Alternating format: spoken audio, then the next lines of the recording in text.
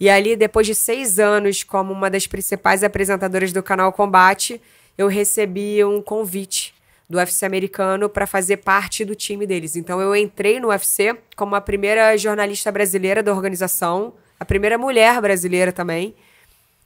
Não tinha, nessa época ainda não existia o UFC Brasil, ainda não existia a categoria feminina dentro do UFC. Faz tempo essa história, hein? Faz tempo.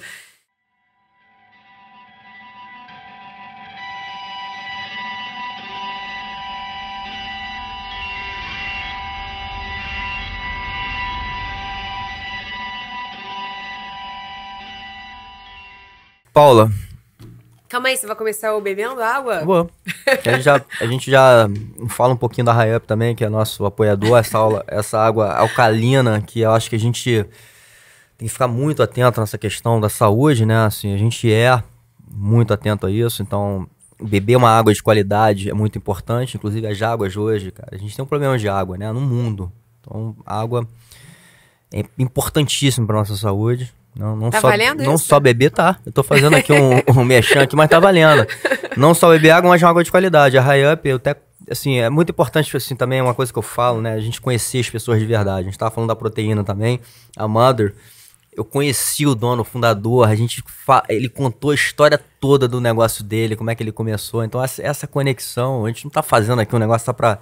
né? Porque os caras estão dando alguma moral pra gente. É porque a gente realmente acredita no produto que os caras vendem. Eu já sei que essa é minha, hein? E tá conectado com o que a gente, né? O que a gente tá falando aqui bastante, estilo de vida, né? Ou o que eu prefiro até chamar de filosofia de vida, né? E por que filosofia de vida? Porque entra talvez um lado mais até espiritual do negócio, né? Talvez muitas pessoas deixam de lado, mas é real. Pra mim é muito real, né? A conexão que a gente tem com as coisas, ela transcende, né, essa coisa carnal, né? A gente fala de energia, às vezes fala pouco, porque para mim energia é uma coisa muito verdadeira, né? Eu senti essa energia logo, quando você chegou aqui parece que a gente já se conhece há muito tempo, né? Então essa conexão energética, eu acho, assim, é uma coisa muito poderosa, né? E é importante, ela conecta pessoas, ela conecta negócios, né? Então, assim, e a gente trabalhar isso, principalmente pro lado positivo, é uma outra coisa muito importante, tá dentro do código Bushido, né? A positividade, né? A gente olhar para as coisas sempre pro lado positivo. Tudo tem seu lado negativo e positivo. Olha pro lado positivo. Né? E falando de energia, tem uma frase super legal que sempre falam, assim, né? Que a energia te apresenta antes mesmo de você falar a primeira palavra. Total. Então você tem sente muito isso também, né? A arte marcial, né? Eu falo isso para meus alunos também, assim. Eu acho que o treinamento marcial, ele treina muito nossos instintos também. E um deles é o instinto energético, né? De você entrar talvez num lugar, e quando a gente fala de defesa pessoal, a gente entrar num ambiente e sentir o ambiente, né? E aí isso já vai dar os primeiros sinais pra gente. Não quer dizer que a gente vai sair. A gente pode ficar num estado de alerta diferente, né? Então, essas sensibilidades são treináveis também. Se a gente começa a se ligar que existem, né? E colocar no nosso dia a dia, né? E alimentando isso aí. Porque eu acho que isso tudo é muito verdadeiro.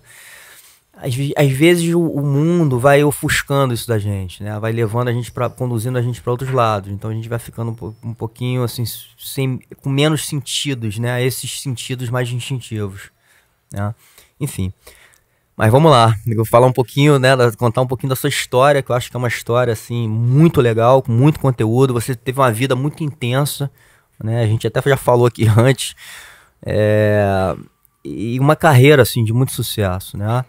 E quando eu falo muito sucesso, independente das conquistas, né, o sucesso é você realizar projetos, né, e projetos que você sonha, que você quer, né, e talvez que passe algo positivo, né, que eu acho que você fala muita coisa, você se conecta com esse mundo da arte marcial, passando uma coisa muito legal para as pessoas, né?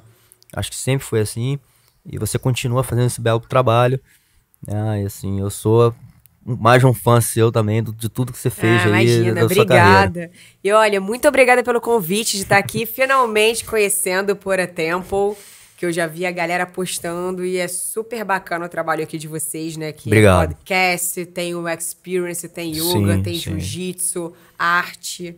Total. E eu tava curiosa, tava esperando aqui esse convite, adorei.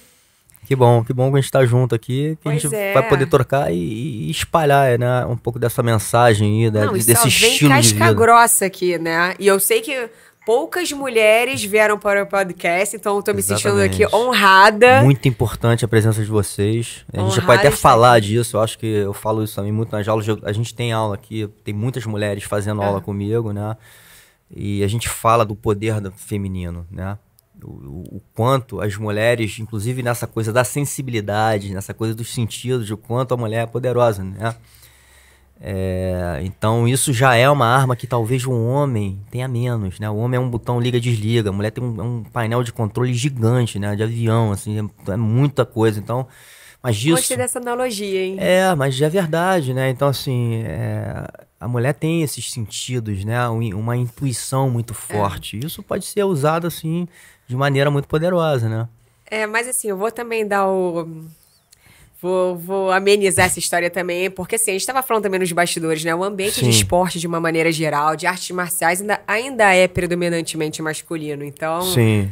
Claro que você ia receber, enfim, seria natural você receber realmente muito mais homens, mas um privilégio estar aqui com você pra gente compartilhar histórias, experiências. A gente já tava começando esse podcast nos bastidores, né? Eu já tô cheia de pergunta também pra você. Verdade. Vamos lá. Mas a gente tava falando, e estamos tendo que regravar aqui de novo, mas enfim, a gente tava falando um pouquinho da sua história, né? Assim, da tua trajetória, porque eu acho que o início também, eu acho que eu gosto de puxar também o início das pessoas, porque ele conta um pouco o caminho, né? E esse caminho, né? Ele sempre vem com desafios, né? Com muitos desafios, principalmente no início, que você ainda não tem ainda a experiência, né? Então, isso deixa a gente um pouco mais desconfortável, com mais receios e tudo mais. Então, o início é sempre um desafio muito grande, né? Você passar por eles, fazendo as escolhas certas e talvez arriscando, se jogando no desconhecido. Como foi um pouco sua história, né?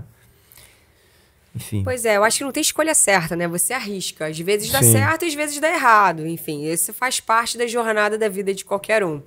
Vou falar rapidamente da minha história, minha trajetória. Bom, sou jornalista e eu comecei a trabalhar ainda durante a faculdade como apresentadora de TV de um programa de skate, inicialmente, que logo virou um programa de esportes radicais, de esportes extremos. Era na Rede Record, da Oi. Então era super bacana, assim, eu bem novinha, enfim, tinha o trabalho dos sonhos, né, da galera da faculdade. Ficava viajando o Brasil inteiro, praticando esporte, falando de música também. Foi uma fase super bacana, assim, da minha vida. Legal. E dali eu parei no Canal Combate, por causa de um teste super aleatório, assim. Me chamaram pra fazer um teste, naquela época, não sei como é que é hoje em dia, até me perguntaram, nem sei como é que funciona isso. Hoje em dia o mundo mudou, né? Mudou muito. Mas naquela época rolavam alguns testes, enfim, para alguns programas novos. Alguns, de fato, aconteciam, outros não. Sim. E eu parei em 2 testes na Globosat, do Grupo Globo. E um deles era pro Premier Combate. Olha isso, vou entregar a minha idade logo. Que era o nome original do Canal Combate. E eu passei.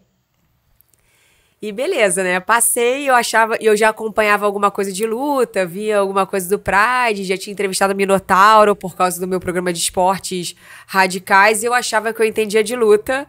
Mas aí, quando eu entrei no canal, pô, eu vi que eu não entendia nada, né? Até porque era um outro momento do esporte. Sim. Era super nichado. Então, eu falava com uma galera de luta que entendia tudo e mais alguma coisa. Tipo, eu entrei nesse mundo. E entregando uma programação 24 horas por dia, 7 vezes por semana, com uma equipe reduzida. Então era um trabalho, assim, intenso. Muito, muito trabalho, né? Tipo, era externa a semana inteira, estúdio, eventos ao vivo. Era um ritmo non-stop. E um outro momento, uma outra fase das artes marciais, né?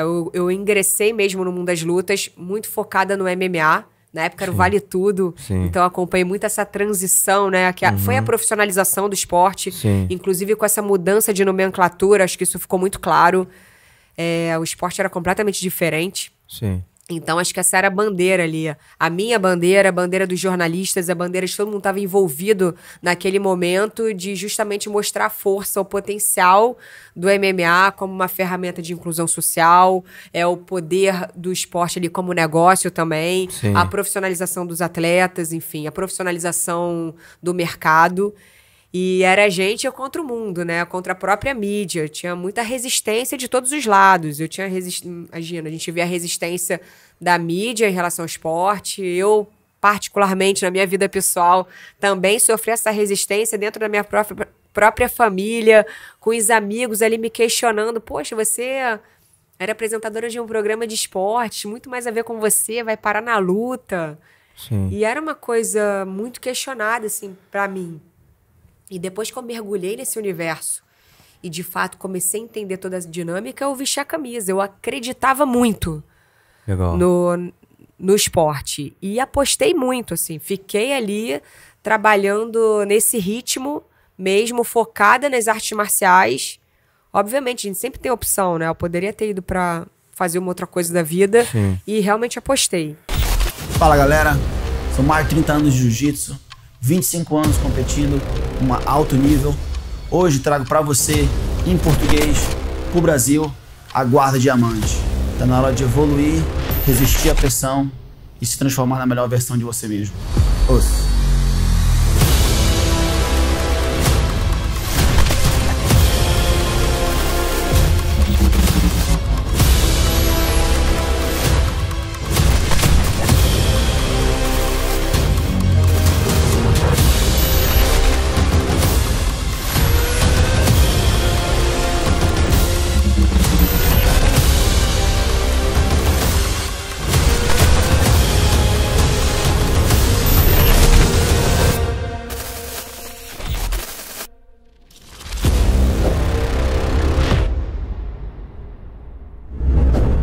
Mas o que você acha que, assim, te fez apostar tanto nisso, acreditar tanto nesse movimento que estava surgindo, como você falou? Eu acho que primeiro é entender, né? Eu acho que quando eu comecei a entrar nessa dinâmica de trabalho tão intensa, vivendo tanto esporte, conhecendo esses bastidores de perto, você começa a entender a dinâmica do esporte. Então, assim, quando você começa a conhecer muito de um assunto, você começa a admirar, começa a ver o potencial.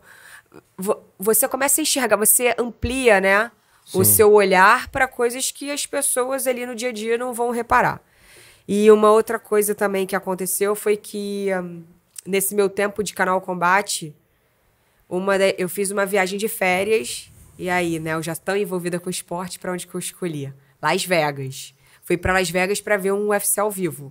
Foi a minha viagem de férias. Cara, eu nem lembro que ano foi isso. Mas na hora que eu assisti um UFC ao vivo, eu fiquei impressionada. Sério, E era tão distante naquela época, assim, tipo... Tão distante da gente. Sim. Faltou um Pride, né, na minha carreira, aqui na minha trajetória, que quando eu entrei já tava acabando, enfim, eu nunca assisti. O Pride realmente deve ser impressionante, até pelo... Se eu fiquei impressionada com o UFC, né? imagina, né, ó, as histórias que a gente escuta, assim, que pelo menos eu escutei tanto. Sim. E aí... Também, assim, só me fez ter mais certeza da minha caminhada. E ali, depois de 6 anos como uma das principais apresentadoras do Canal Combate, eu recebi um convite do UFC americano para fazer parte do time deles. Então, eu entrei no UFC como a primeira jornalista brasileira da organização, a primeira mulher brasileira também. Não tinha, nessa época ainda não existia o UFC Brasil, ainda não existia a categoria feminina dentro do UFC. Faz tempo essa história, hein? Faz tempo.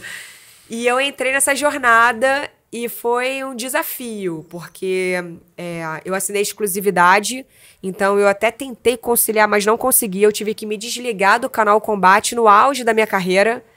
Nossa, eu tava ali super bem posicionada, na minha zona de conforto ali, como apresentadora e repórter, e saí da Globosat, saí da Globo para ficar com o UFC e com um trabalho completamente diferente do que eu fazia. Não completamente diferente, mas um mercado muito novo para mim, né? Eu saí da televisão e fui para a internet, fazendo uma série de conteúdos legendados sempre em inglês e espanhol, né? Português, inglês e espanhol, distribuído para o mundo inteiro. Só que naquela época, foi em 2010 isso, assim que eu entrei, naquela época a internet ainda não tinha essa força no Brasil, né? Então, eu acabei me desligando de uma forma geral, assim, acabei de me distanciando do mercado brasileiro durante um tempo, Sim. porque ainda não era não era a realidade, assim, da gente ficar procurando conteúdo na internet que nem é hoje, por exemplo. Sim. Então, fui viver isso fora, né? Com o UFC. E foi uma aposta. De fato, foi uma aposta. Uma aposta de bastante risco, né? Como você falou, você tava num grande canal, né? Assim, dentro de um grande grupo, enfim. Exatamente, estava no grupo com uma exposição, né? Assim, super bem posicionada, fazendo evento ao vivo, apresentando o UFC. Eu apresentava o UFC ao vivo ali dentro da Globosat, né? Até então, o único canal que transmitia, que falava e que tinha toda essa força. Sim. Foi uma aposta de risco. Inclusive, muita gente que acompanhou, até mesmo, enfim, amigos e família, muita gente achava não entendeu, uma loucura. Achou maluquice. Falava, cara, é uma aposta. E eu apostei. E por que você acha que eles te convidaram, né? Assim, porque você fala, né? Assim, era um ambiente totalmente masculino, não tinha categoria feminina ainda. Mas como é que eles me descobriram? A primeira jornalista, né? Mulher, né? Num ambiente... Foi a primeira brasileira, né? Não homem, claro, porque já tinha uns atletas homens lutando. Sim, mas jornalista... Né? Ali nos bastidores, acho que foi a primeira. E sempre tem aí agora levando pro lado dessa discussão, né? Do lado feminino, né? Sempre tem essa coisa, pô, vai botar a mulher pra falar de luta, né? Não vai entender nada, né? Vai falar a mulher pra comentar futebol, não é, né? Então sempre rola, talvez até um certo preconceito em relação a essa visão de uma mulher ver uma coisa que, como você mesmo fala, é um ambiente muito masculino. Não só isso, mas talvez também uma dificuldade de você entrar nesse ambiente, né? De você conseguir ter uma voz ali dentro. Olha, sabe que isso é curioso, assim, eu não sentia esse tipo de preconceito ou resistência, não. Achei que como eu entrei em outro momento, como eu entrei muito nova, em outro momento do esporte, e ali eu acabei fazendo parte dessa história ali de construção, acompanhei essa profissionalização de perto. Eu acho que, na verdade... E tinham poucas pessoas envolvidas, pouquíssimas mulheres envolvidas, poucos jornalistas, de uma forma geral, ali, dando voz pro esporte. Então, acho que eu construí a minha história muito nessa base, assim. Então, foi muito sedimentada nesse momento. Eu não entrei ali querendo surfar a crista da onda quando o negócio estava bombando já. Não, muito pelo contrário. Pelo que eu tô entendendo, foi até necessária a tua entrada, porque ajudou a formatar, né? E até de novo, trazendo o olhar feminino e a importância, né? Um olhar, né? Com talvez até mais profundidade, né? Eu entrei assim em outro momento. Então, o que acontece? Nessa minha fase, né, quando eu entrei, realmente eu não sabia nada. E eu não tive esse tipo de preconceito. Quando eu entrei muito novinha em outro momento do esporte, eu, na verdade, tive muito ajuda, isso sim. Legal. Então, assim, eu fui muito abraçada pela comunidade, eu fui muito abraçada por todo mundo que estava naquele meio esportivo, para me ajudar a entender, pra me fazer aprender, a crescer ali dentro. Então, foi uma coisa meio todo mundo junto, assim. Legal. Foi todo mundo meio junto. Legal. Então, quando mudou essa fase, eu já estava muito... Eu acho assim, eu sempre fui muito respeitada. Eu acho que eu construí a minha credibilidade com trabalho mesmo. Sim. Com trabalho, com o dia a dia. E sempre muito envolvido com respeito. E, na verdade, eu tive a resistência nessa coisa ali, mulher, eu estava ali uma mulher dentro de um mercado super masculino. Verdade. Eu acho que eu comecei a ter problema quando eu comecei a chegar mais longe. Até mesmo com o UFC, porque eu acho que eu comecei a ter problema com os homens. Eu comecei a competir, eu não tinha problema com mulher. A minha briga, a minha disputa não era com mulher, porque eu não tinha mulher. A minha disputa começou a ser com homem. Sim. Então eu comecei a ter real problema com homem.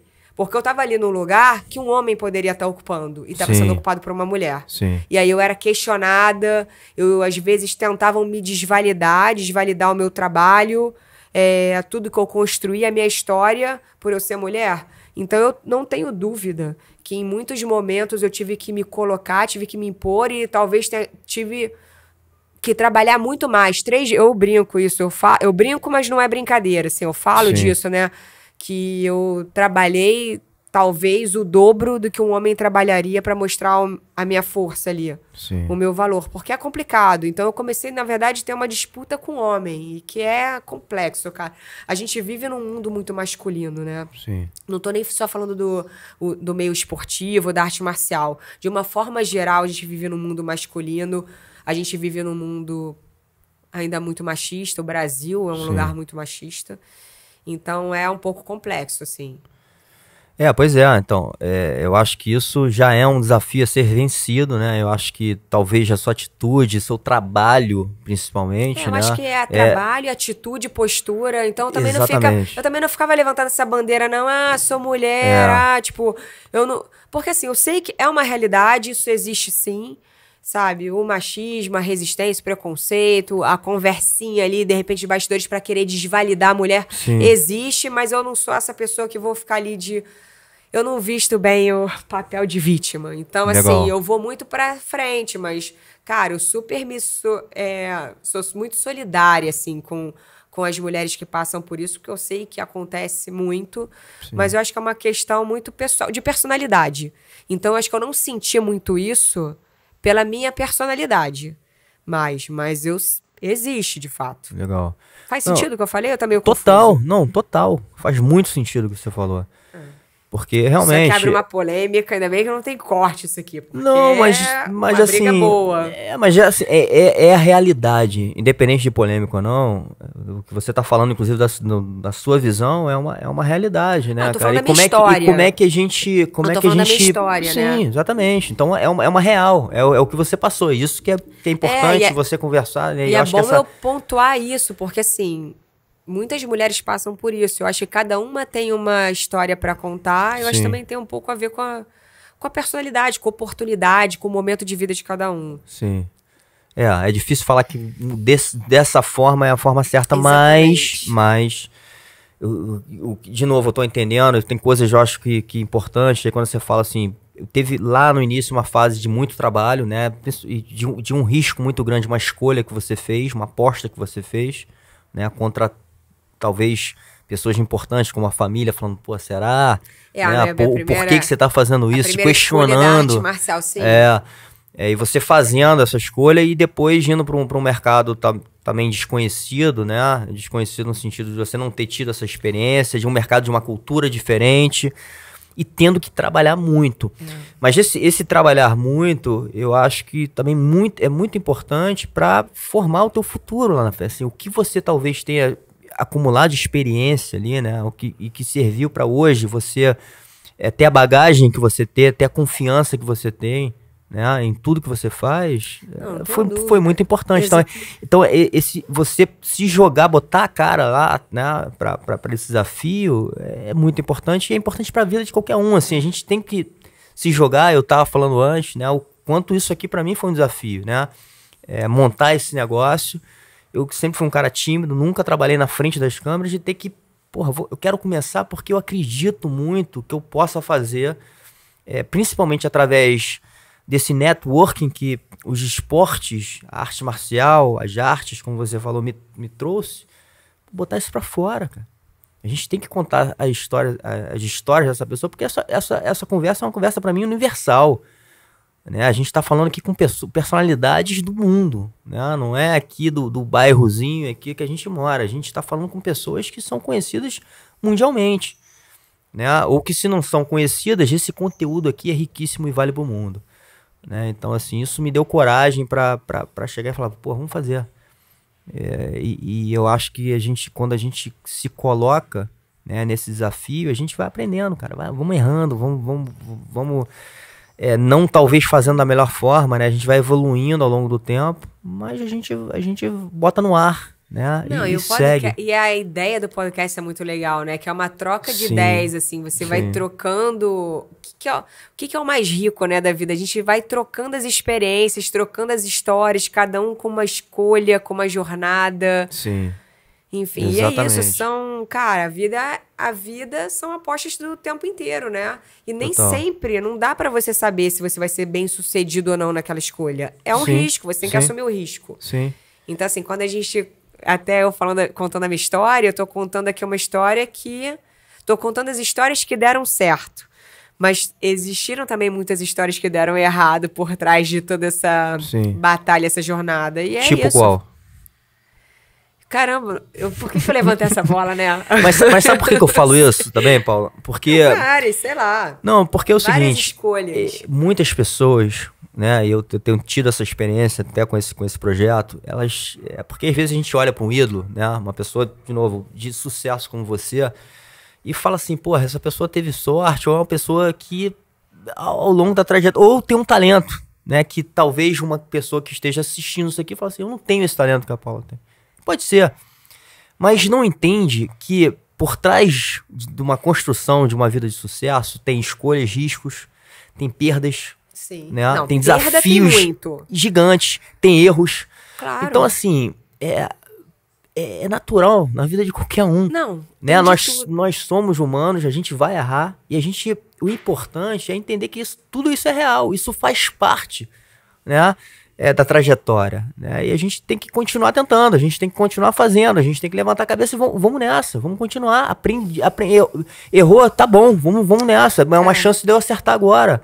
Então, por isso que às vezes eu pergunto, né, assim, ou a gente entra numa história que talvez não seja tão positiva. Não, é porque eu não pensei em nada agora, mas assim, existem várias, assim, eu tive várias lições na vida. Eu acho que são várias coisas, vamos organizar. Qual é a pergunta mesmo? Pergunta se teve, assim, uma coisa que você lembre, assim, que não foi tão boa, né? Assim, um desafio muito grande que você passou e que você fala assim, caramba, meu irmão, não teve só sucesso. Já tiveram vários desafios, assim, é porque, enfim, já entrei em várias empreitadas nessa... Eu acho que tem muita coisa que é da personalidade, né, de cada um. Isso que você falou, tem que botar a cara. Cada um tem uma maneira de levar a sua vida, assim. Eu tinha muito foco durante essa minha história nas lutas, assim, quando eu entrei, eu sabia onde eu queria chegar. E eu falava, assim, ser o menor poder, eu mais nova, assim, eu super falava. Eu falava, eu quero ser a mulher mais importante de lutas no mundo, no jornalismo. Falava isso pra todo mundo. Falava nas entrevistas, assim, era engraçado, né? Porque, assim, normalmente a gente aprende, você não fala o que você quer da vida, eu falava tudo. E engraçado que aí, dentro do UFC, aconteceu uma situação muito curiosa comigo. E eu ficava falando isso nas entrevistas, e aí teve alguns bastidores do UFC que eu tava com o John Anik e o Kenny Florian. Uhum. E aí eles me perguntaram, onde é que você quer chegar? Aí eu falei exatamente isso. Eu falei, olha, eu quero ser a jornalista mulher mais importante de lutas do mundo. Falava assim. E aí ele falou assim, tá bom, isso você já é, onde é que você quer chegar? Aí, nesse momento, tipo assim, eu parei... Foi nesse momento, assim, que eu realizei, tipo assim, caramba, onde é que eu tava? Porque eu só ficava trabalhando, indo buscar, tipo assim, eu ficava indo pra frente, assim, querendo alguma coisa. Eu queria meio chegar num topo da montanha que eu nem via onde era o topo, sabe? Sim. Então, foi uma coisa que me fez pensar. E aí eu falei, caramba, será que eu cheguei? Então, se eu cheguei, eu vou querer outra coisa. Eu comecei a viajar. Então, era muito assim. Sim. E...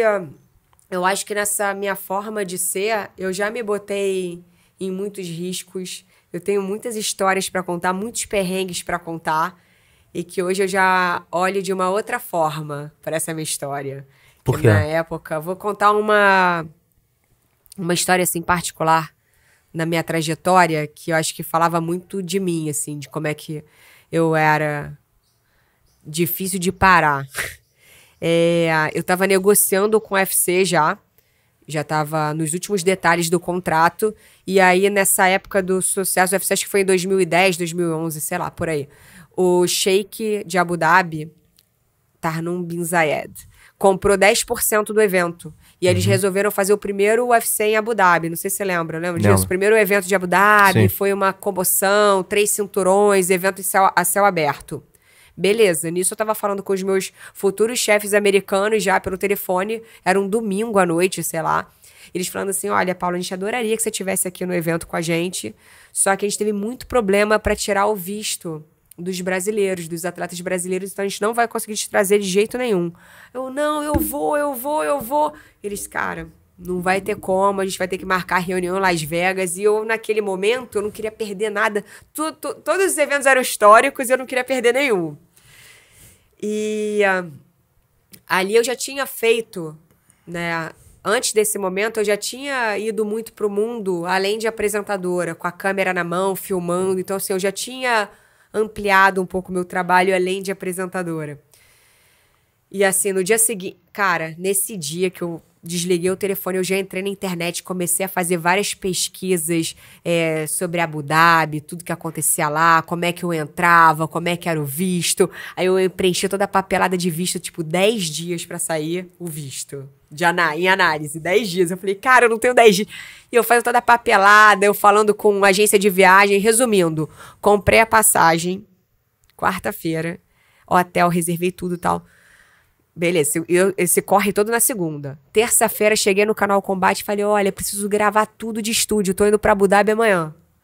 Fiquei um dia inteiro no estúdio gravando, eu falei, preciso de uma câmera emprestada. Não tinha nem a câmera. Falei, vou pra Abu Dhabi e vou trazer uma matéria pra vocês. Falei, vou trazer uma matéria pra vocês. E eu já tinha filmado, eles sabiam que dava certo, beleza. Me liberaram lá. Quarta-feira eu tava embarcando pra Abu Dhabi, sem visto. Sem o visto? Sem visto. Na fila, eu com a papelada. Eu na fila do check-in, sério. E naquela época eu não tinha nem... Cara, eu saí de casa, nunca vou me esquecer. Saí de casa, uma chuva, tipo Arca de Noé. E eu já comecei a entrar na paranoia. Eu falei, cara, será que é um sinal? Eu acho que não é pra eu ir. Tipo assim, eu comecei já... E eu nunca fui uma pessoa muito espiritualizada, mas tipo assim, uma chuva, tipo, colossal. Ah, beleza, cheguei no aeroporto. Na fila do check-in, né? Minha mala já é dentro do avião. O cara, assim, passagem, hotel, não sei o que, visto.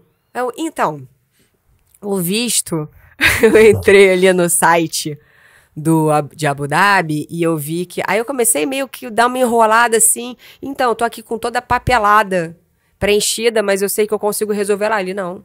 Sem visto você não embarca. Mas eu vi que eu consigo resolver lá. Eu li em algum lugar que brasileiro em trânsito podia ficar 10 dias em Abu Dhabi. Cara, não. Mas você não é brasileiro em trânsito. Seu destino final é Dubai. Cara, nessa hora minha pressão baixou. Eu virei assim na fila do embarque já. Entrando no avião. Eu falei assim, qual o lugar mais perto de Abu Dhabi? Falei assim na fila, altão. Aí alguém falou assim, Jordânia. Eu, pelo telefone, comprei uma passagem Dubai, Jordânia, 10 dias depois, né, do que eu ia ficar lá. Aí eu virei brasileiro em trânsito. Resumindo, virei brasileiro em trânsito na fila. Cara, o cara vendo a minha movimentação lá, o atendente da Emirates, o cara não quis facilitar a minha vida, assim. Começou a criar maior confusão comigo pra eu não embarcar. Embarquei, e ele falando, olha, você pode ser deportada assim que você chegar lá. Então, assim, foram 15 horas de terror. Um dos piores voos da minha vida, nessa tensão de adrenalina e tal. Mas cheguei. Cara, quando eu cheguei em Abu Dhabi, encontrei os meus futuros chefes americanos, eles não acreditam assim, como é que você chegou aqui? Eles não sabiam que você tava indo? Não, eu falei, eu vou. Eu avisei que eu ia, mas assim, não tinha como eu chegar sem o visto. Sim. Mas eu cheguei. Então, isso era muito como eu era. Eu não sou mais assim, mas eu funcionava muito assim. Eu ia muito, tipo... Eu não conseguia ouvir bem um não. Então, eu ia buscando mesmo. E eu via isso como uma potência, né? Hoje em dia eu já mudei. Mas já é uma potência. Você não acha que isso aí te ajudou em muita coisa também? Por mais que você tenha passado por vários perrengues por causa disso? Olha, hoje eu tô em outra fase da minha vida. Hoje eu faço psicanálise, então eu já olho tudo de uma forma diferente. Não tenho dúvida que essa minha energia, esse meu foco me ajudou em muitos momentos da minha vida, mas eu também, hoje eu vejo de uma outra forma. Hoje eu vejo também que, assim, deu certo, mas poderia ter dado muito errado. Sim. Então, assim, eu acho que eu também me botei em risco em situações que eu também não precisava ter me botado. É muito louca essa história, né?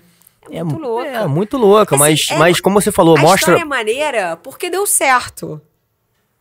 Entendeu? Mas se não desse também ia ser maneiríssima, porque mostra que você tentou de tudo fazer o que você queria muito, né? E às vezes não dá certo. Não, cara, a viagem foi só perrengue. Deu certo porque eu consegui viajar, consegui trazer a matéria, mas a viagem foi só perrengue. Mas como é que você entrou? Porque assim, não terminou a história, você encontrou os caras lá, mas você tinha que passar pela alfândega. Mas eu virei brasileira em trânsito. Porque você... Porque eu comprei uma viagem Dubai, Jordânia, 10 dias depois, ó, peguem a dica, hein? Peguem a Entendi. dica. Então você podia entrar porque depois você ia pra Jordânia. É, mas é óbvio que eu não fui pra Jordânia, né? Eu só comprei a passagem, porque eu só Entendi. queria ir pra Abu Dhabi. Eu queria Entendi. chegar lá. E como é que foi lá o evento? Esse evento histórico com Não, você o evento lá? foi incrível. Aí, tipo, eu andando na... Tipo assim, eu fiz uma matéria, assim, UFC e cidade, né? Então, assim, eu dei uma volta, assim, conheci bem Abu Dhabi, mas, assim... Cara, pra mulher é estranho, imagina. Mas Sim. eu sozinha lá, então, assim, eu contratei um guia, tive que colocar burca, né? Em alguns lugares sagrados e tal, pra entrar. É estranho. É Sim. um choque cultural muito grande, assim. Foi Sim. uma experiência muito rica pra mim, pessoalmente. Eu adoro estar em lugares que eu possa ter esse contato com outras culturas. Eu, particularmente, é um tipo de viagem que eu gosto muito de fazer. Mas ali, com aquela tensão, adrenalina de trabalho, tudo envolvido, foi meio estranho. Sim. Mas foi legal, assim, deu certo. Então, assim, eu tive muitas experiências, assim, de ir pra frente, de buscar, às vezes dá certo, às vezes dá errado. Eu acho que isso faz parte da história de todo mundo, né? Eu acho que até o que você estava falando, tive sorte de estar ali, cara. Eu tava pensando sobre isso outro dia, sorte. Sim. Eu até imagino que algumas pessoas possam, de repente, ganhar a oportunidade de estar em algum lugar bacana de uma forma mais fácil do que outras. Agora, ninguém constrói uma trajetória e ninguém se segura, se sustenta em lugar nenhum se não for com um trabalho duro junto. Exatamente. Então, assim, eu acho que pode existir sorte? Pode. De repente, alguém te dá uma oportunidade. E que, às vezes, é um tremendo azar. Sim. Você receber, de repente, uma oportunidade ali de ouro, num momento que você está super despreparado, ou que você nem consegue valorizar aquilo ali, de repente te faz perder uma grande oportunidade da vida também. Sim. Então, eu acho que quando... É uma grande verdade isso, né? Quando vem por um trabalho duro, quando vem por uma busca, assim, difícil, eu acho que você valoriza muito mais. Exatamente. Você consegue dar o valor. Você consegue dimensionar o que é aquilo ali. Sim. Imagina só, até se eu fosse falar sobre a minha própria história. Se eu entrando no mundo das lutas, então, você vai trabalhar no UFC. Eu não ia nem ter noção, entendeu? Tipo assim, do que era. Sim. Então, assim, eu sei o quanto que eu busquei, eu sei o quanto que eu trabalhei e o quanto eu quis estar ali. Eu não acho que eu sou melhor do que ninguém e nem pior também. Mas, assim, eu acho que às vezes o que diferencia dois profissionais ou até uma história de sucesso, cara, eu acho que é a vontade. É a vontade de você estar ali. Porque, assim... você tem que abrir mão de muita coisa. Você tem que abrir mão da sua vida pessoal, você tem que abrir mão de muita coisa. Sim. Então, assim, é o clichê mais verdadeiro do mundo, né? O que você está disposto a abrir mão para conseguir o que você quer? Sim. Entendeu? Porque todo mundo quer. Sacou? Tipo assim, querer é fácil. Todo mundo quer chegar no topo da montanha. Criticar é muito fácil. Você querer desvalidar o outro é muito fácil. Agora, você percorrer aquela estrada ali... Aí são outros 500. Sim. E talvez tenha uma coisa que você até falou agora, né? Que você comida, tá? pode puxar. Você falou que você não se faz de vítima. Eu acho que tem uma coisa que talvez seja importante também. Eu acho que é um fundamento que a gente trabalha também muito. Nesse podcast ou no outro? Não sei, mas a gente falou. Que é a positividade, né? Assim, que é essa mente positiva. É de não só você trabalhar duro, mas você acreditar. Acreditar que vai dar certo. Então, assim, aconteceu um problema, você fala assim, meu irmão, tá tudo certo. Continuo. Né? Porque essa mente positiva e você não se ficar fazendo como vítima o tempo inteiro, também eu acho que é super importante para você chegar a realizar o que você quer. Né? Então, assim, são vários componentes ali que vão fazer você chegar. De novo, como você falou também, a sorte ela pode existir até um certo ponto, mas você atrai ela. Entendeu? Você de certa maneira, você tá indo de encontro à sorte, porque se a oportunidade aparece, você nem vê, ou você, mas aí esse não é negócio, sorte, né? Você tá indo né? de encontro, você tá buscando, né? Você tá criando o seu caminho. Sim, mas é porque quando eu falo que sorte, de novo, quando as pessoas falam de sorte, porque, parece assim, uma coisa você, tão aleatória. ao longo dessa jornada, acontecem coisas que parecem sorte, né? Assim, você encontrou a pessoa certa, você tava no lugar certo, né? Mas é uma busca, uma hora vai acontecer, é uma probabilidade que acontece. Se você está seguindo aquilo ali, uma hora vai acontecer, né? Porque você está pertinente ali, você está seguindo uma coisa que você acredita muito. Porque a positividade nas coisas que você faz, colocar essa energia positiva, talvez seja muito importante também. Né? Às vezes a gente não reconhece isso, porque não é só o trabalho duro, porque o trabalho duro é muito mecânico. Né? E outra coisa que a gente fala aqui também no jiu-jitsu, né? Assim, às vezes eu posso estar trabalhando muito, né? Ou colocando muita energia, mas de forma errada. Então, o jiu-jitsu, a máxima da arte marcial, é a gente colocar o mínimo de energia, o máximo de eficiência. Isso é uma coisa que a gente tem que olhar para esse ciclo da nossa vida, se a gente está fazendo isso. Será que a gente está fazendo isso? Porque a gente pode estar remando pro lado totalmente errado. Então, isso é uma coisa que eu penso até na minha história mesmo. Eu acho que eu, em muitos momentos, botei muita energia, assim. Muito mais energia do que eu poderia ter colocado. Mas tudo bem, enfim, faz parte da trajetória. Sim. Agora, você me fez pensar engraçado. A gente tá construindo aqui uma linha. Eu tô construindo, pelo menos, a minha linha de raciocínio aqui junto com você, tá? No podcast, assim. Nesse papo aberto. Uma outra coisa que você me fez pensar, quando a gente tá falando assim, não basta só o trabalho duro. Verdade, eu acho que não basta só o trabalho duro. Eu acho que quando você tá realmente comprometido com aquela história, quando você tá realmente apaixonado por aquela ideia, que vem o sucesso. Porque é impossível, cara, você dar o seu sangue, você dar a sua vida numa coisa que você não tá apaixonado. Sim. Porque uma pessoa que tá comprometida, que tá apaixonada pelo que ela faz, ela vai fazer 10 vezes mais do que o outro. Não é só o trabalho duro. Então, é o trabalho duro com comprometimento mesmo de paixão ali, né? De movimento. E quando entra em paixão, Paulo, acho que quando a gente fala de paixão, eu vou trazer aqui alguns conceitos quase espirituais, tá? E eu tive algumas experiências assim, até o Nado que tá aqui com a gente participou disso comigo, por exemplo, na música, né? Eu era um apaixonado pela música. Eu queria muito tocar, né? E assim, o sonho de qualquer um que toca é tocar num palco grande, porra, ver várias pessoas já aplaudindo. Mas você canta também? Não, eu toco bateria, escondido, bem escondido das câmeras, lá escondidinho. Então, mas assim, qual é o sonho desse negócio? Você tocar pra uma plateia grande, você tocar uma música que você gosta muito de tocar, você tá tocando o que você quer. Então, essa é a realização desse negócio, né? E a gente, até certo ponto nisso aí, a gente foi longe, cara. Como eu falei, eu toquei no Rock in Rio, mas eu nem estudei música. Qual era a banda de vocês? Tafari Roots, na época do Rock in Rio. A gente teve uma antes, que era Medusas Dreads, que era uma banda de reggae. A gente tocou, assim, com quase todas as bandas internacionais de reggae. Rock. Não, é reggae. Então, assim, ainda tinha... o reggae ainda traz essa coisa toda que eu tô falando, a positividade, né? Então tinha muitas mensagens muito legais dentro da musicalidade do reggae, né? Que era uma outra coisa que eu acho que alimentava muito a minha alma, né? Então assim, mas por que eu tô falando isso tudo? Porque eu acho que a gente chegou a um nível, né? Dentro do que a gente tinha colocado lá, altíssimo. A gente conseguiu realizar vários sonhos. Eu toquei talvez nos maiores palcos do Rio de Janeiro com um público gigante. Senti aquela sensação de ser um músico profissional, né? E foi só esforço? Não. Muitos se esforçaram igual. E talvez tinham muitos bateristas até melhores do que eu tecnicamente, né? Mas é um conjunto harmônico de coisas que envolve paixão, como você falou, né?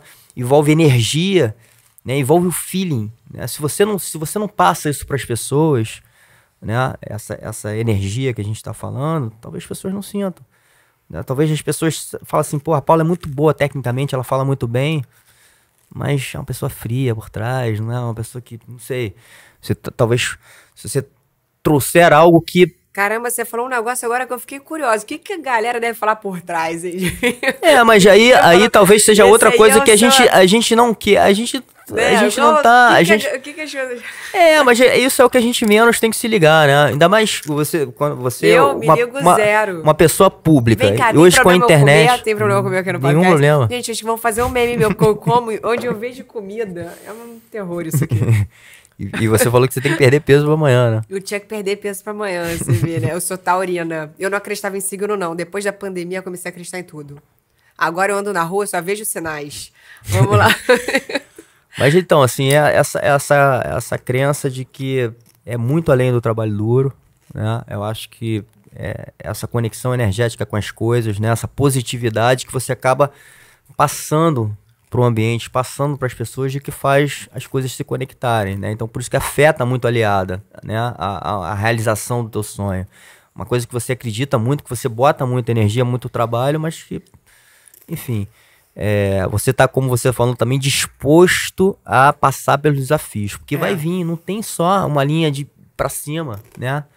Então, enfim, tem muitos altos e baixos pelo caminho. O que vai segurar a gente é essa paixão que você falou, né? Eu acho. Os percalços fazem parte, as derrotas fazem parte. Eu acho que é isso, é tudo a construção da onde... O ponto que a gente chegou agora, né? Tipo, onde estamos é realmente, tipo, é o processo, tudo que aconteceu com a gente. Sim. Tanto as coisas boas quanto as coisas ruins. E eu acho que as coisas ruins têm um peso enorme também. Sim. Pra gente valorizar, cara, o que é bom, as nossas conquistas. Exatamente. Então, acho que é muito isso. Eu tive muitos desafios.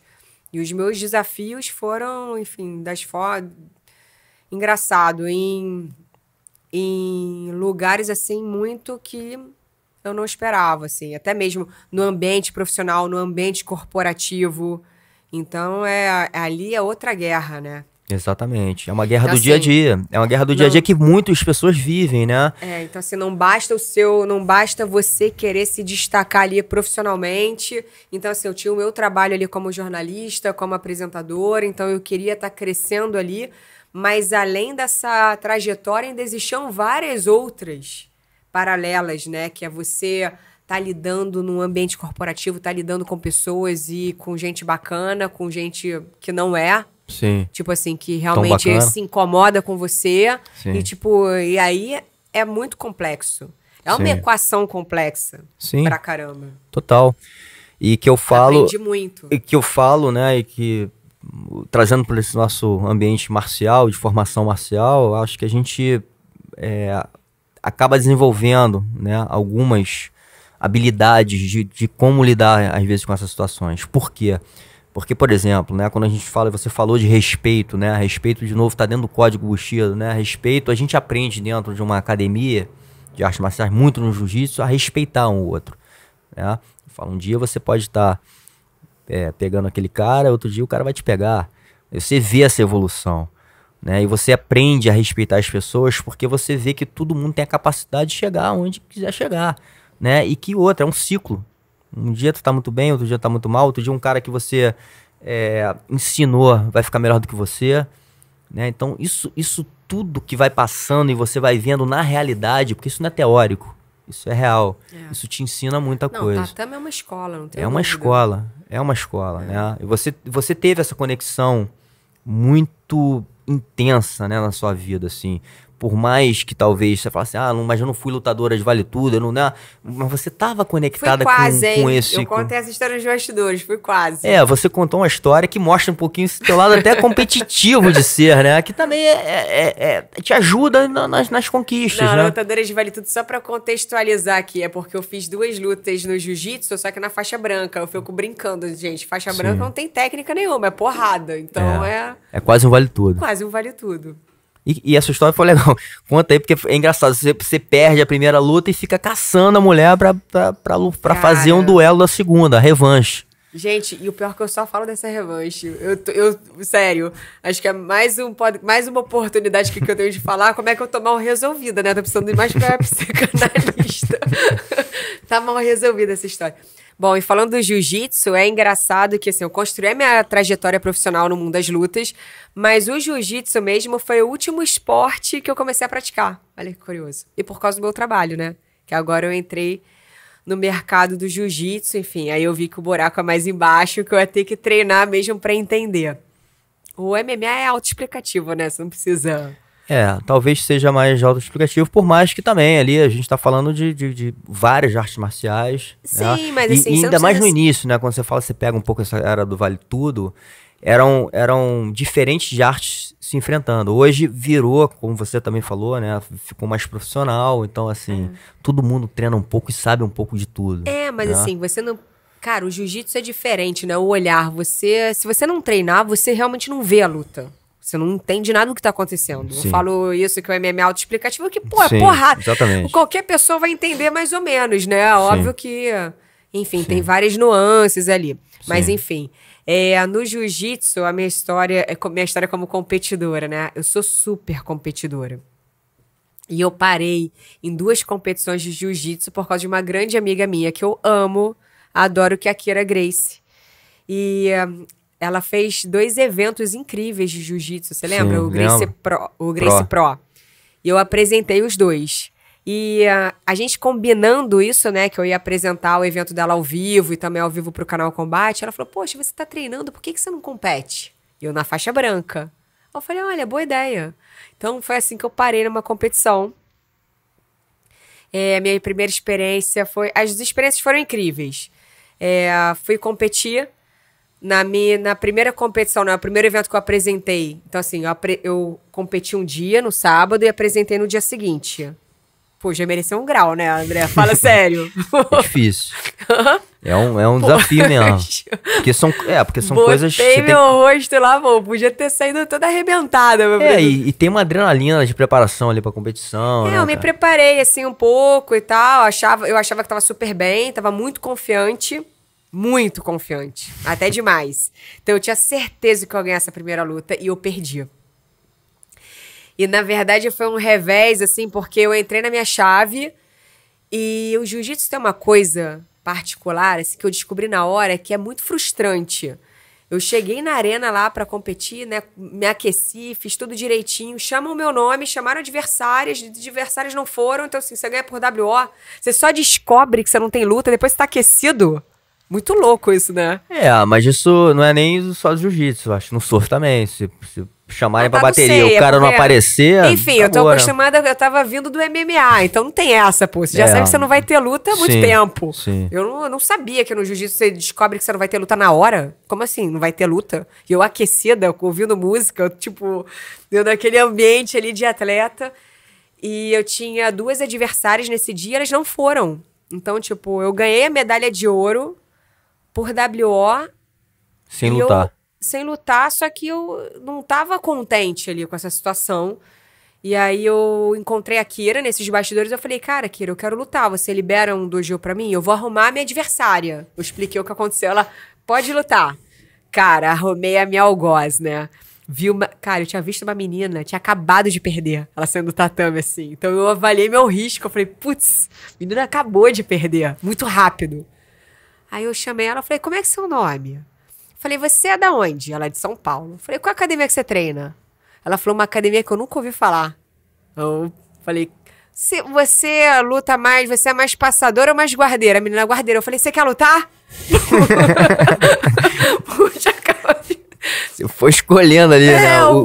Eu fui dando uma avaliada, assim, rápida. Fiz uma avaliação rápida. Aí a minha equipe, já tava treinando a BTT. A minha equipe, assim, não luta. Ela é muito mais pesada do que você.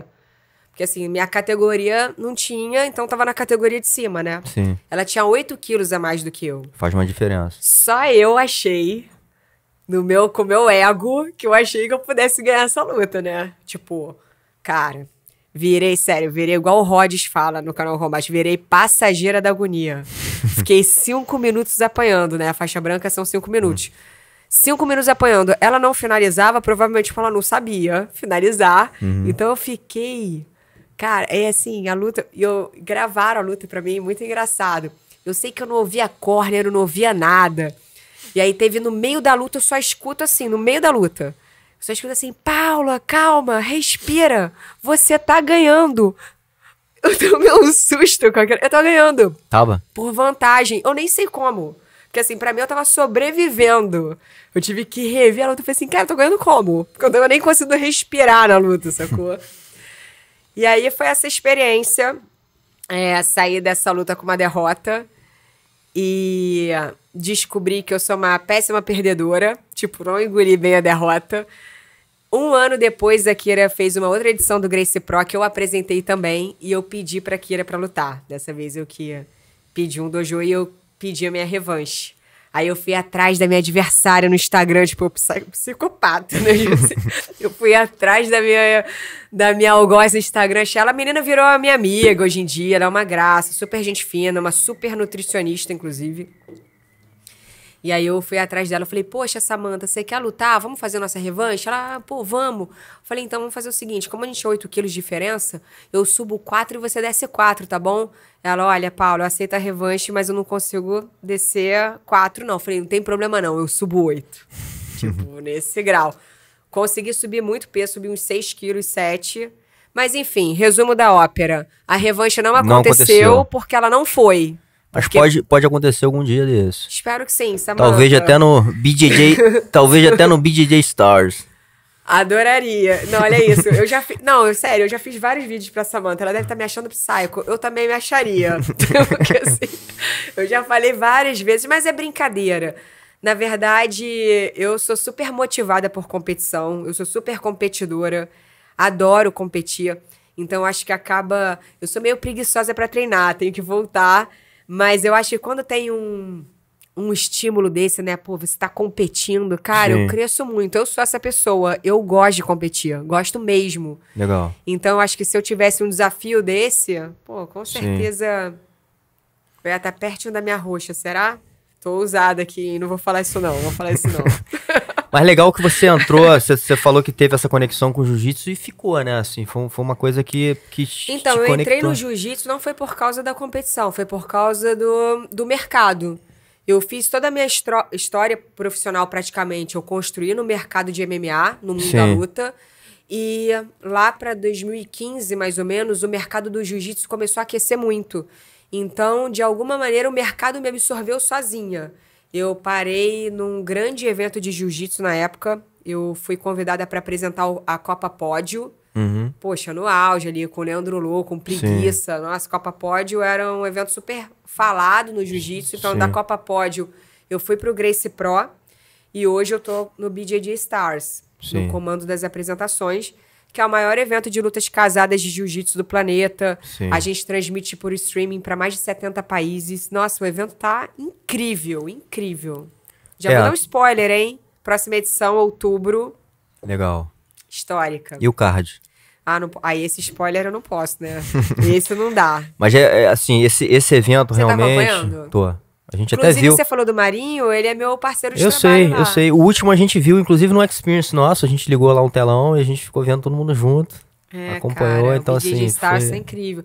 E tá sendo um desafio na minha carreira, mais um desafio. Apesar de eu ter construído a minha história nas lutas, é outro mercado. O que eu tô entendendo, assim, o mercado de jiu-jitsu, ele não...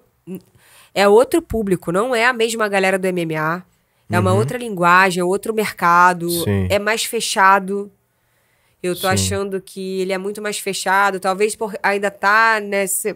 Acho que quando tem menos dinheiro envolvido, né, ele tá profissionalizando ainda. Então, assim, a gente tá em outro momento mesmo do mercado, assim, comparando o jiu-jitsu com o MMA. E tá sendo desafiador pra mim. Não, mas legal que você tá num grande evento, eu acho que é um evento que traz, né, assim, leva o jiu-jitsu para outro nível, como você falou, é o maior, talvez... Né, do mundo. De lutas casadas, né? E até mesmo pela constância, né? Porque, assim, o que eu acho incrível, que eu sempre falo com o Fepa, né? Que é o idealizador dessa história. Cara, o que é o mercado, assim, a dificuldade do mercado? Eu já vivi muito isso, imagina. Quantas vezes eu não já vi isso acontecer ao longo da minha carreira? De alguém, botar muito investimento, botar muita grana e fazer realmente 1, 2 eventos incríveis. E parar. E não ter fôlego, a conta não fecha, não consegue continuar. Então, o que o Fepa tá construindo com o BJJ Stars, a marca que ele tá construindo, tão sólido dentro do mercado do jiu-jitsu, é incrível, assim. Incrível. Porque ele tá conseguindo fazer só evento espetacular, com cards incríveis, sempre mantendo o mesmo nível de card, só atleta de altíssimo nível, só evento, e com uma constância, né? Ele tá entregando muitos eventos pro mercado. Então, isso que faz a diferença. Isso que muda o esporte, isso que é o resultado ali da profissionalização. Total. Não, ele tá fazendo, assim, muito bem feito e mostra, talvez, uma potência que o jiu-jitsu tem, que talvez poucas pessoas, até quando a gente vai pra internet, do jeito que ele tá fazendo, começa a abrir o leque, né, assim, de opções para as pessoas conhecerem o jiu-jitsu de uma forma muito poderosa também, né? Por mais que seja só um lado mais esportivo do negócio, ele é muito importante também, né?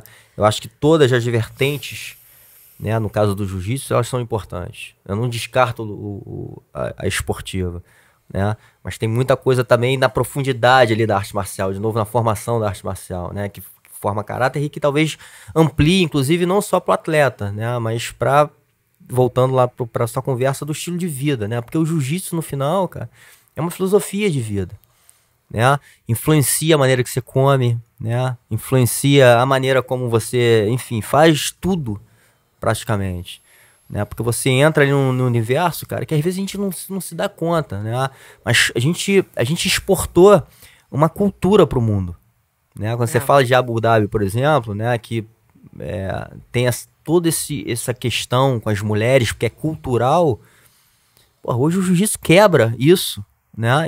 E hoje nas escolas femininas é obrigatório o jiu-jitsu, né? Então assim, olha a ferramenta poderosa que começou com um movimento. Esse movimento ele cresceu dentro de um Rio de Janeiro que você conhece muito, que você vivenciou esse movimento do surf com jiu-jitsu, com esportes radicais, de skate, enfim, muita coisa surgindo, e a gente exporta isso para o mundo, né? Então assim, quando o jiu-jitsu vai para o mundo, né, e eu acho que o Leandro Lo, até que você falou agora, ele foi até um exemplo disso, né? Porque ele carregava um pouco esse espírito brasileiro de ser, né?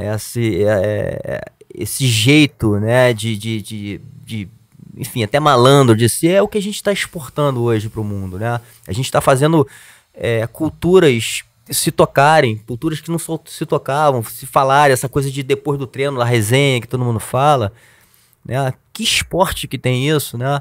Então isso é muita coisa da nossa cultura. O próprio açaí, cara. O açaí, por mais que seja uma fruta do norte, brasileira, veio para o Rio de Janeiro, a gente congelou aquele negócio, botou um doce e exportou para o mundo, né? Mas por quê? Porque tem toda essa relação com o surf, com o calor, né? Então, isso assim, é muito poderoso, né? E o que está por trás disso? Porque não é só, de novo, não é só a parte esportiva, né? Do jogo, mas é toda essa coisa cultural, é toda essa coisa de conexão, tudo o que a gente está levando para o mundo, né? O jiu-jitsu está expandido e tem muita oportunidade ainda para o mundo. E o FEPA acaba sendo mais um cara que está levando isso, eu acho que de uma maneira muito legal e muito bem feita, muito profissional, como você falou. E é um momento do mercado mesmo, você vai vendo, né? Tipo assim, se você falou a internet, a gente está vivendo esse momento do mercado, né? Da gente ter agora vários eventos por streaming. Hoje em dia você não precisa mais ter um canal, olhar pela televisão, Exatamente. nada. É tudo on demand. Sim. E não só na TV, mas como na internet. Então a gente está vivendo muito esse momento. Então assim, o Sim. mundo mudou. Sim. E impressionante, você fala isso, o mundo mudou, e a gente, sei lá, 10 anos atrás, quando você estava fazendo essa conexão toda, né, com o mundo de artes marciais, não tinha, talvez, como você falou, a internet estava começando essa história, a né? minha transição para UFC foi pra internet. A gente não não enxergava que ia ser isso, né? A gente não tinha noção. Aqui não, no Brasil não, né? Lá fora, aqui demorou mais. Assim, a gente tem um delay, mas se a gente for para 20 anos atrás, a gente não sabia que isso tudo ia acontecer, né? Que o Instagram ia ficar tão forte, que isso que a gente está fazendo hoje aqui ia ser possível e uma ferramenta poderosa, inclusive, para a gente passar isso, passar mensagem, enfim. Então, assim, foi tudo muito rápido e está sendo muito rápido, né? Então, assim, a gente também ficar ligado nesses movimentos e o que talvez nos ligue a esses movimentos de uma maneira muito verdadeira é esse lifestyle, né? A gente está conectado, né? Até hoje, independente da nossa idade e tudo mais, a gente está muito conectado com movimentos atuais, né? Porque a gente ainda está vivendo essa vida, né? A gente ainda está conectado com os esportes, conectado com a natureza, né? Fazendo coisas que pulsam, que nos deixam a gente energizado a querer viver, a querer se conectar, a querer fazer. E com essa bagagem da experiência, né? De tudo que você passou na vida e, enfim, colocando no seu trabalho. Pois é, a gente está falando tanto da vida profissional e agora você entrou nesse viés, né, do lifestyle, assim. Como esse lifestyle do esporte, né, é tão forte, assim. Muito forte. Cara, como eu vejo isso como uma direção da minha vida mesmo, assim. Como isso me mudou, me transformou, como é o drive da minha vida. Sim. Incrível. E como talvez isso seja importante para as pessoas, né, assim, olharem um pouco para esse lado, né, assim, até quando forem fazer as escolhas de vida, né, porque às vezes a gente vai sendo levado por uma correnteza, né, que a gente vai sendo puxado, de novo, talvez para o mundo mais corporativo, da competição, de ter que ter mais, e a gente... não olha pro lado. Você estava falando isso, né, do mundo Sim. corporativo, que você estava contando a história da sua vida mesmo. Eu participei muito, até hoje eu participo, só que hoje eu participo mais assim, eu entro e saio, eu não fico muito tempo, né? E talvez, inclusive, as pessoas me valorizam no mundo corporativo por eu trazer justamente, né, toda essa inspiração de fora. Mas se eu não viver lá fora... Mas você nem sempre foi assim, né? Numa parte da sua trajetória, você vivia 100% o mundo corporativo, não é? Eu não sei se 100%, porque... Não, mas era o esporte pontual, lifestyle, mas... Eu nunca desconectei do esporte, acho que até hoje, né? Por mais que, quando eu falo da música, assim, tem sempre aquele pico, né? Assim, teve um momento que eu quase vivi só da música, né? Mas hoje a música tá em mim, ela nunca vai sair. Então, às vezes sei lá, alguém me chama pra eu tocar, eu vou tocar amarradão e não esqueço, né? Lógico, não tenho talvez a mesma técnica, não tenho a mesma prática. Mas aquele feeling, aquela paixão ainda tá lá dentro, né? Eu certamente teve um momento na minha vida que eu participei muito do mundo corporativo. Mas eu nunca deixei de lado o jiu-jitsu, eu nunca deixei de lado o surf. Isso tudo me ajudou, isso tudo me alimentou muito de um outro lado e talvez trouxe uma harmonia para minha vida, inclusive para eu lidar com vários desafios no mundo corporativo. Não, é que você estava falando nos bastidores, vou só pegar, é que eu fiquei muito curiosa de um movimento que você fez em algum momento da sua vida. Que assim, você viveu muito esse mundo corporativo, claro, você sempre foi atleta, envolvido com música e tudo mais, só que a sua vida ali é muito focada no profissional, no mundo corporativo. E você falou que chegou em um determinado momento que você começou a pesar assim, poxa, e aí, qual é a vida que eu quero levar? Exatamente. E você desacelerou desse... O que te fez o que te fez fazer essa virada, assim? O que aconteceu na sua vida pra você, tipo... tomar essa escolha de mudança de vida mesmo. Sim, assim, sair do front ali do mundo. Sim, talvez não tenha sido tão radical como você tá falando, né? Assim, que não é uma grande mudança.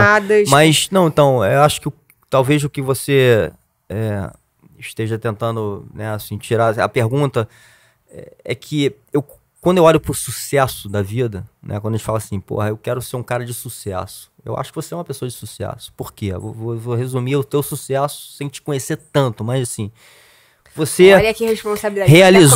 Você realizou vários projetos profissionais, você tem uma família, né? Você tem saúde, né? Você é uma pessoa inteligente, bonita, enfim, então assim, tem muita coisa legal que você construiu ao longo da sua vida, com escolhas que você fez.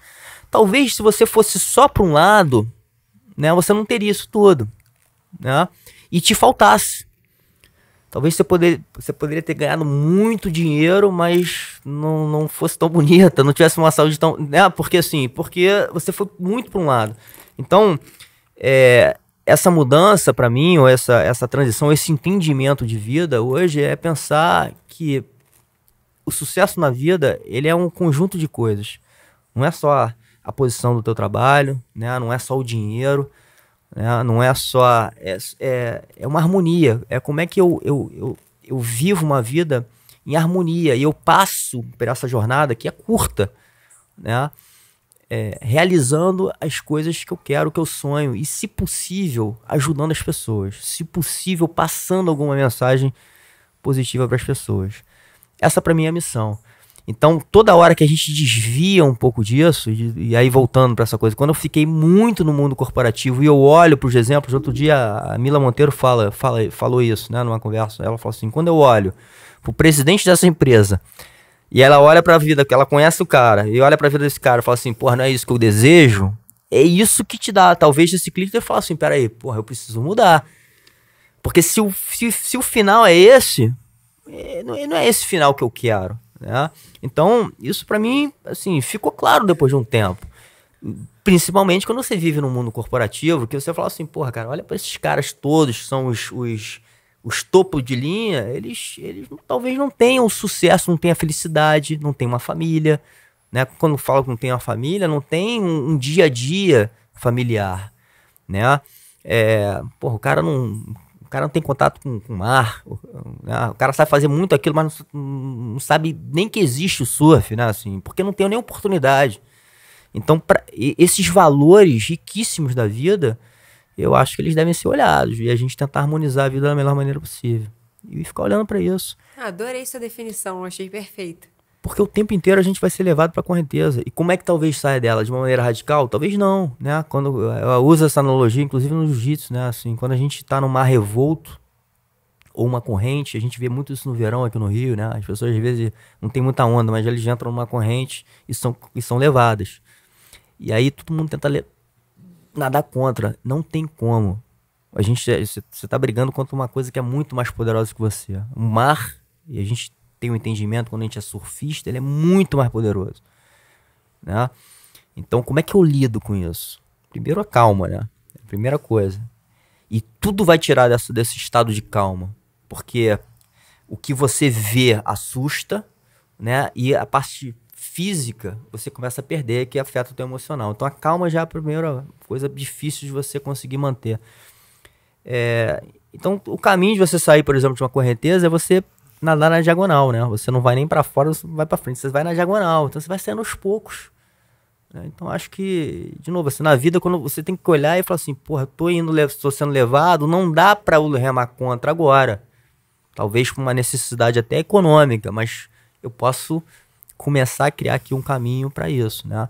Talvez isso que eu esteja fazendo aqui hoje é um pouco disso, né? A gente tá plantando aqui uma semente pra pensar lá na frente, cara, que quanto mais eu puder viver disso aqui, melhor. Então vamos começar a remar. E eu acho que você está fazendo isso também, partir assim, das coisas que te dão prazer, né? Que, tipo, signifiquem algo pra você. Não precisa ter um objetivo claro. Porque Sim. hoje em dia também, a gente tá numa fase, assim, a gente tá vivendo uma época que todo mundo tem que ter propósito. Todo mundo... Pô, qual é o seu propósito? Pô, sei lá, tá bem, tá feliz. Você precisa ter algum propósito o tempo inteiro? Não. Sim. Você pode estar realizando coisas que te deixam feliz, né? Que te proporcionam algum prazer. E eu acho que a vida vai abrindo os caminhos também. Exatamente. Total. Não necessariamente você precisa já ter um foco pra tudo na vida. Sim, até porque, como você mesmo falou na sua experiência, às vezes quando você chega no ponto final, e acho que isso é um problema, inclusive, levando aí para o seu ambiente das artes marciais ou do MMA, quando o cara chega num título, eu tava conversando isso ontem com os alunos, né? O cara chegou lá, é muito difícil se manter. Por Isso vários... é uma coisa que é uma das minhas maiores perguntas, assim. Eu sempre pergunto isso. Isso é uma das minhas maiores curiosidades, assim, ao longo da minha trajetória, que eu perguntei para os grandes campeões, assim. Vamos falar do UFC, né? O maior evento de MMA do planeta. Você entrar no plantel de lutadores do UFC não é nem um pouco fácil. Nada fácil. Você chegar, cada vez mais difícil. Imagina, né? Cada vez mais difícil, até com a profissionalização do esporte Sim. mesmo, né? Com a evolução do esporte Sim. natural. Você chegar num cinturão é muito difícil. Você se manter no topo é muito mais difícil ainda. E não só pela guerra de estar no topo, mas assim, eu pergunto, foi inclusive uma das entrevistas que eu fiz pro Anderson, uma das últimas entrevistas, é isso.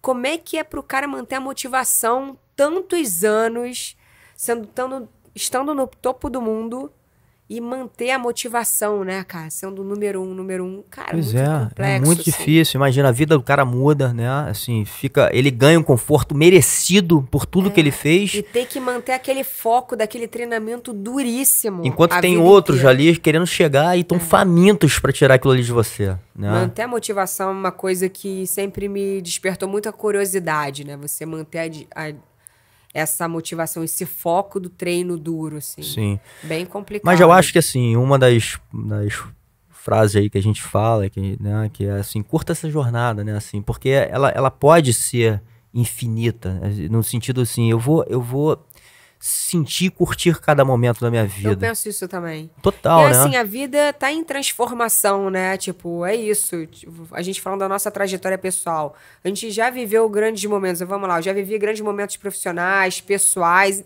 tantas coisas diferentes. Então, assim, é uma jornada que tem que ser aproveitada. Assim, cada momento da sua vida você tá, de repente, vivendo uma coisa que não necessariamente está aos olhos do mundo. Exatamente. Mas que tá sendo super enriquecedor em outros aspectos. Total, é isso aí. A própria faixa preta, né, que a gente fala, e acho que isso inclusive virou um problema, porque se a gente coloca como meta chegar na faixa preta, Depois que chega, e aí? Porra, depois que chega, hoje, pra mim, Acontece isso muito, né? Muito, no tatame, muito, assim, muito. a galera dando um gás pra chegar na preta e depois Isso. dar uma desacelerada, né? Não só desacelerada, talvez uma das faixas que mais hoje as pessoas parem é na faixa preta, né? E por quê? Porque acha que chegou no final. E você imagina, né? A gente tava falando que vou fazer 19 anos de faixa preta. Pra chegar na faixa preta eu demorei 8, 10 anos. Eu tenho muito mais tempo de faixa preta do que eu demorei a chegar. Quanto você acha que eu sei mais agora ou antes? E se eu tivesse parado com quando eu cheguei na faixa preta, eu tinha deixado 20 anos de fora. Quase 20 anos de fora. De aprendizado, de vivência, de tudo que eu tô vivendo até hoje. E aprendendo a cada dia, né? Então, assim, a jornada, ela continua. E a gente vai vivendo essa experiência e aprendendo. Isso que é rico. E se a gente chega nessa meta e a meta acabou, pode ser um problema, né? E muios lutadores, inclusive, é o que eu estava falando antes, tem problemas de depressão. Atletas de alta performance, né? Quando ganham, às vezes, uma medalha olímpica, tem problemas psicológicos, porque eles chegam e não tem mais, né? O que ganhar. Enfim, muitos engordam. Então, assim, a jornada é contínua, ela não acaba. E que seja assim para sempre, né? É isso, é que a gente tem que se... É isso. Acho que é um olhar, né, para si mesmo, assim, de uma forma mais plural, né? Quando você... Tem muita gente que escolhe um caminho só, né? Só o caminho profissional, só um... Essa escolha de um caminho único é problemática, porque... Sim. A vida é isso, é cheia de altos e baixos. Uma hora vai ter o alto e o baixo. Sim. E aí? Então, acho que quando a gente tem muitas, né? Sei lá, tem o profissional, tem o pessoal, tem a família, tem o esporte, tem a espiritualidade. Quando você abre esse leque, né? Você tem muitas coisas para você explorar e para você, enfim... Evoluir como ser humano. E são seus pilares, né? Você não tá ali... A sua estrutura não está em cima de um pilar único. Que Exatamente. É isso que eu vejo também acontecer com algumas pessoas, principalmente no mundo profissional, né? Sim. Cara, bota tudo no profissional. E aí, ó? Se o negócio der errado, e aí, o que fica? Não tem mais nada? Não, Exatamente. Não tem mais nada. E deixa de lado, deixa de viver muita coisa, né? Deixa de viver muita coisa e esse é o risco, né? Esse aí são os verdadeiros kamikazes, né? Porque assim, se acaba aquilo ali, acaba a sua vida inteira. Exatamente. Complexo. Projetos para o futuro aí, o que você tá armando aí para frente? Já que você teve toda essa experiência de vida, tem muita bagagem, eu acho que uma mulher também muito criativa, né? Tá sempre agitando, muito energética. Quais são os seus projetos pro sempre futuro? Agitando mesmo. Então, eu tenho um projetaço que eu tô trabalhando muito em cima disso, mas eu vou ter que contar no próximo podcast, gente. Isso ainda tá em off. Sempre contei tudo da minha vida, né? Uma coisa deixei... Não, mas enfim, mais uma vez, assim, é muito... O que acontece, assim? Eu acho que a minha forma de me realizar, eu sempre busco o que realmente eu gosto de fazer, o que eu sou apaixonada. Então, tô criando uma história também nos esportes, uma outra história para mim nos esportes. Eu já andei em outros esportes radicais, assim, faz parte da minha vida, da minha rotina, inclusive... Legal. Construir a minha trajetória profissional nas lutas, mas eu gosto mesmo desse ambiente de esportes. Então, tô construindo uma outra história por aí também. Mas a luta tá sempre na minha vida, né? Que bom. Até já tentei dar uma pausa, mas não consigo. Não tem como mais. Não tem como. Vai ficar na tua alma pra sempre. Não. E te seguindo.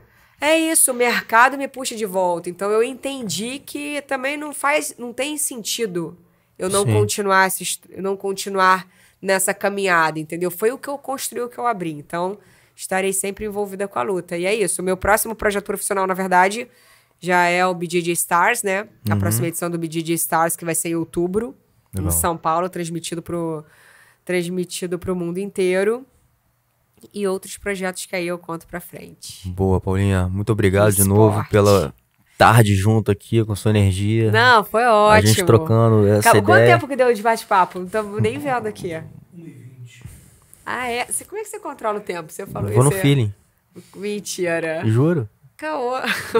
Uma das coisas... É sério? Uma das coisas que a gente aprende na arte marcial. Timing. Não, porque assim, eu não vi em nenhum momento ninguém te dando dica de hora. Que eu falei, como é que você sabe a hora? Olha, muito obrigada pelo convite. Adorei esse papo com você. Comi pra caramba aqui no podcast. Acho que eu vou virar um meme alguma hora. Vai entrar em jejum agora. Vou entrar em jejum e é isso. Boa, Paulinha. Obrigado. Obrigada a você. Boa. Vamos pro próximo.